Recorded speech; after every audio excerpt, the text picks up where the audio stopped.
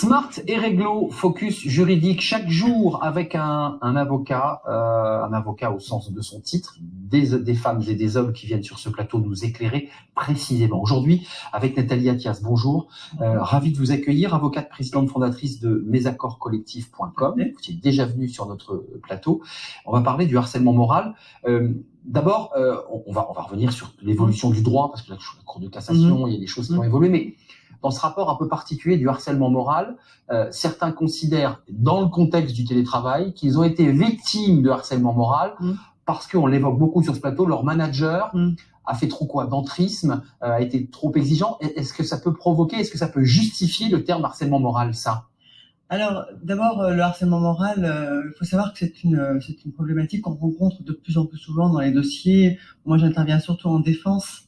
En droit du travail, dans les contentieux. À chaque fois, le salarié sort le harcèlement moral. Alors, quasiment. Si c'est pas le harcèlement moral, c'est au moins une notion qui est très attachée, qui est le manquement à l'obligation de sécurité santé à laquelle est tenu l'employeur. Et donc, mais le harcèlement moral, moi, je considère que c'est plus problématique à développer quand on est en demande. Ou sexuel d'ailleurs, parce qu'il y a aussi. Pareil, ça reste dans la même. Exactement, c'est la même chose. En tout cas, dans les critères légaux, qui sont, vous le savez, c'est le critère de la répétitivité. Il faut qu'il y ait un ou plusieurs agissements qui soient de nature à caractériser justement ce caractère de répétitivité. Prouvable, maître. Alors, on va y venir. C'est justement le problème, le vrai enjeu. Il faut que ce soit un comportement donc répétitif et qui porte atteinte à l'intégrité du salarié et qui a évidemment une conséquence sur l'état de santé. Pourquoi est-ce qu'aujourd'hui on le voit de plus en plus, encore plus depuis 2017? Parce que nous avons les barèmes Macron. C'est ça. Et vous savez que les barèmes Macron aujourd'hui, donc c'est un plafond qui est prévu pour l'indemnisation des salariés, qui était très exigé par les organisations patronales. C'était érigé comme une espèce de totem, une espèce de chantage. Si vous ne baissez pas si vous ne plafonnez pas les indemnités, nous on va arrêter de recruter. Donc ça a été en fait le deal. Qui était un argument contraire de dire je ne peux pas me séparer d'un collaborateur aussi, qui était l'autre argument. Exactement. J'embauche, mais je ne peux pas m'en séparer. Voilà. C'était ça le sujet. C'était ça. C'est-à-dire, moi, je veux bien embaucher, mais à la condition d'être certain que je puisse me séparer de lui, si jamais ça va pas. Il y a un effet pervers, en fait, de la barémisation. Alors, l'effet pervers de la barémisation, c'est qu'on a vu se développer, grâce à l'imagination des plaideurs, faut pas se leurrer, on a vu se développer des fondements juridiques et des demandes dans lesquelles la barémisation n'était pas applicable. C'est donc le harcèlement moral. En fait, tous les sujets liés qui entraînent la nullité d'un licenciement ne sont pas soumis à barème. Donc c'est ça, c'est discrimination. C'est évidemment toutes les demandes liées à l'exécution du contrat de travail et aussi les pertes de chance, les disparités de traitement, etc. Et alors, un autre sujet qui est on pourra en parler un autre jour, mais les heures supplémentaires. C'est vraiment le gros sujet dans les dossiers, notamment de cadre, avec les histoires de forfait. Au forfait, mais bien sûr, mais évidemment. On signe son contrat au forfait, et puis parfois ça bug. Pourquoi ? Parce qu'en fait, si vous voulez, les employeurs font des forfaits jours, mais après, ils ne font pas le contrôle de la charge de travail du collaborateur, et s'il n'y a pas ce contrôle de la charge du travail, c'est le forfait jour ne tient pas. Je ne veux pas vous tirer le pain de la bouche, mais j'ai vu que la Cour de cassation hier ou avant-hier avait pris une décision qui fera jurisprudence sur justement un salarié qui ne veut plus rembourser le trop perçu qu'il avait reçu justement lié à des heures supplémentaires. Ah oui, c'est plutôt l'inverse pour moi. Voilà, en l'occurrence, c'était le salarié qui ne veut plus rembourser. Voilà. Et là, sur le harcèlement moral, vous dites, on l'utilise comme un levier de pression, même si c'est pas vrai. C'est ça qui est terrible. Mais c'est malheureusement. Il faut le dire cash. Mais oui, on peut dire la vérité. C'est souvent le cas. C'est-à-dire on sort l'arme de destruction massive pour essayer de parvenir à une négociation. Maître, on est entre nous. Oui. Un avocat reçoit son client et lui dit écoutez, le dossier, ça peut passer, c'est compliqué. On va rajouter le harcèlement moral. Ça se passe comme ça. Ah, mais c'est même pas le client qui le dit. C'est l'avocat. D'accord. C'est l'avocat qui le suggère. En tout cas, qui oriente systématiquement la problématique sur le. J'ai envie de dire, c'est un peu le rôle de l'avocat aussi, de trouver tous les moyens de droit qui vont permettre à son client de pouvoir obtenir la meilleure indemnisation possible. Alors évidemment, après, c'est une question de preuve, parce que on y arrive. Si vous voulez, la forme, on peut le dire. Voilà, la menace, c'est comme aux échecs. Si vous voulez, la menace parfois est plus terrifiante que le jeu lui-même. Et donc sur ce coup-là, au début, on tente. Quand on a un employeur qui est pas sûr de lui, qui est un petit peu fragile, il va céder à la menace. C'est terrible ce que vous dites. Voilà. En fonction de la personnalité de l'employeur. Et de l'avocat.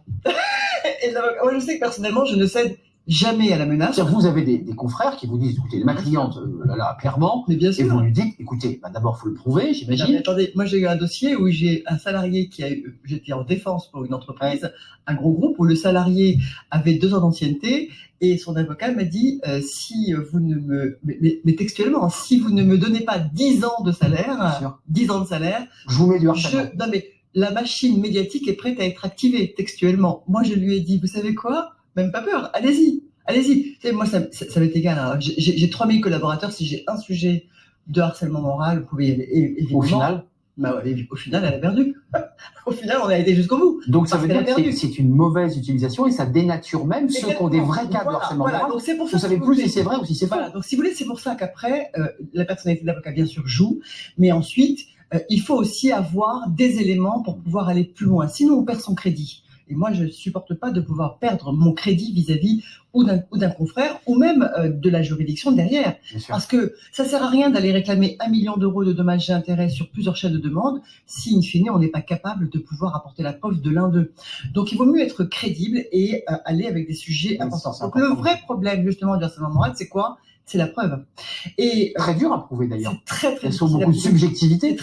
C'est pour ça que moi, je veux insister aujourd'hui sur un point qui a probablement échappé à énormément d'entreprises. Moi, je sais que quand cette jurisprudence est arrivée, donc je parle d'une jurisprudence qui est arrivée le 25 novembre 2020 de la Cour de cassation, j'ai fait une note à l'ensemble de mes clients pour leur dire faites très attention.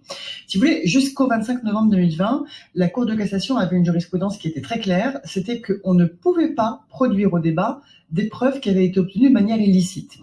Illicite, c'est quoi? C'est utilisation de procédés déloyaux d'enregistrement, par exemple. Typiquement, l'exemple, c'est les enregistrements. On ouvre le téléphone. Voilà, les enregistrements de conversations à l'insu de l'interlocuteur. Mais il n'y a pas que ça, en vérité. Si on va plus loin, une entreprise est victime de concurrence déloyale. Elle va utiliser un détective privé.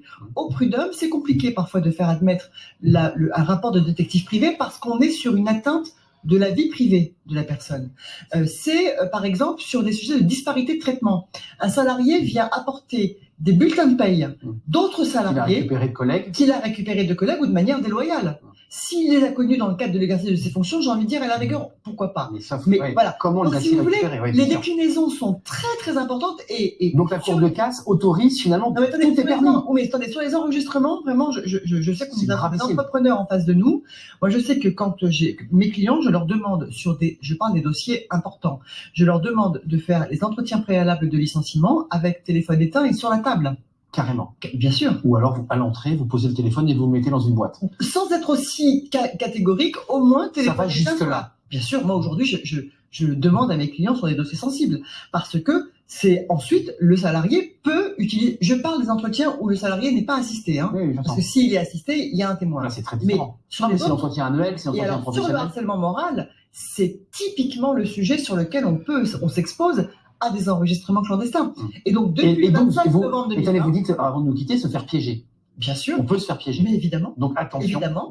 Et donc, la Cour de cassation, maintenant, depuis le 25 novembre 2020, dit, ce n'est pas forcément, on ne doit pas forcément rejeter des débats les modes de preuve utilisés, même illégalement, voilà, de manière illicite. Là, en l'occurrence, c'était des enregistrements qui avaient été faits, qui n'avaient pas été déclarés à la CNIL. Bon, donc, si vous voulez, ancienne version.